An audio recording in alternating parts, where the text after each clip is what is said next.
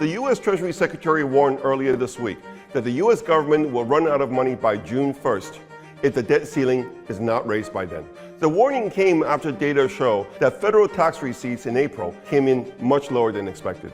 With time running out, President Biden has finally agreed to meet with the Speaker Kevin McCarthy on May 9th to begin negotiation. Is anything going to come out of this meeting? Will a compromise be found to avert a default? Who is going to blink first? How serious are the U.S. fiscal and debt problems compared to allies like the UK, Canada, and rivals like China and Russia? Why is the debt ceiling the only thing that can save the U.S. dollar hegemony? The last 4 years have witnessed an unprecedented increase in government debt around the world. First was the pandemic, then came the Ukraine war. But the fiscal effects of these two events vary greatly across countries. Governments responded to the pandemic by boosting spending and cutting taxes, but some countries did it more aggressively than others. Likewise, the Ukraine war has had very different impact on the fiscal positions of different countries. In general, oil importers, especially those that join in with the US-led sanctions against Russia, like Germany, UK, and Japan, resorted to generous handouts to counter the energy price spike. In contrast, the fiscal positions of oil importers that did not join in the sanctions, like China and India, were less affected by the war.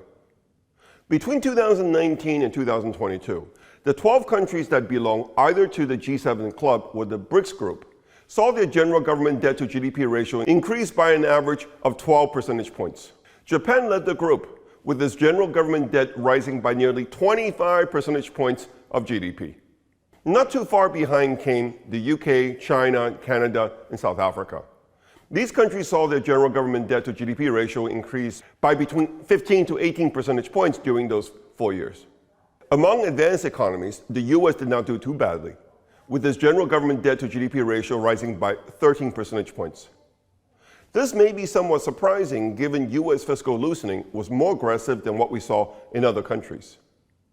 But the more aggressive American response also brought about a faster economic recovery, especially given e-commerce was better established in the US than elsewhere before the pandemic. The US, being energy self-sufficient, was also less affected by the Ukraine war than Europe and Japan. On the whole, developing countries, with a notable exception of China, did better than advanced economies. Brazil was the only economy in our country grouping that saw its general government debt to GDP ratio fall during the period. Russia also came out with barely more debt. So is the case with India. This mostly reflects the fact that the fiscal response to the pandemic in many developing countries was more modest than what we saw among the advanced economies. This was sometimes due to policy choice, and sometimes dictated by the greater borrowing constraints faced by developing countries. Whatever was the reason, this will strengthen their long-term competitiveness relative to the advanced economies. With the exception of Germany, the general government debt to GDP ratios of the largest economies in the world are all currently at their all-time high. Japan, of course, is in a league of its own. Its general government debt to GDP ratio is now at 260%. In a distant second place is Italy, whose general government debt to GDP ratio is at 140%. The US is firmly in third place at 122% of GDP. After that come France, Canada, and the UK. Before the pandemic, Brazil had the highest debt to GDP ratio among the BRICS group. It still does, but the gap has narrowed. In particular, China, whose debt to GDP ratio was only higher than Russia's among the BRICS group as late as 2015, is fast catching up. The IMF projects that by 2026, China's general government debt to GDP ratio will be the highest among the BRICS. Germany and Russia can boast of enjoying the strongest fiscal positions among the largest economies in the world. In the case of Russia, its general government debt to GDP ratio was barely 20% of GDP at the end of 2022. Even with the fiscal deterioration as the result of the war, the IMF projects that its general government debt to GDP ratio will go up to 25% of GDP at the end of this year. That is less than 20% of that of the US. What does high debt burden mean for the world economy and the global financial markets? What Japan has taught us is that racking up a lot of debt is not a problem when deflation rules. The reason why Japan could carry such a huge debt burden for so long is because deflation has allowed the Bank of Japan to keep both short-term and long-term interest rates at zero indefinitely. When you can borrow at zero interest rates, you never have to really worry about not being able to service your debt. The problem with the huge increase in government debt over the past 4 years is that inflation has gone up too. High inflation has meant that not only nominal interest rates have gone up, but more importantly, real interest rates have gone up too. This is not just for new borrowing, but for rolling over maturing debt. In the case of the US, the annualized interest payments on US federal government debt hit $928 billion in the first quarter. That represents an 80% increase over the past 3 years. It is now bigger than the spending on defense, bigger than even Medicare.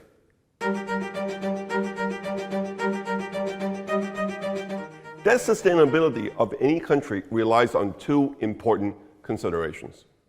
One, whether real interest rates are higher or lower than real GDP growth.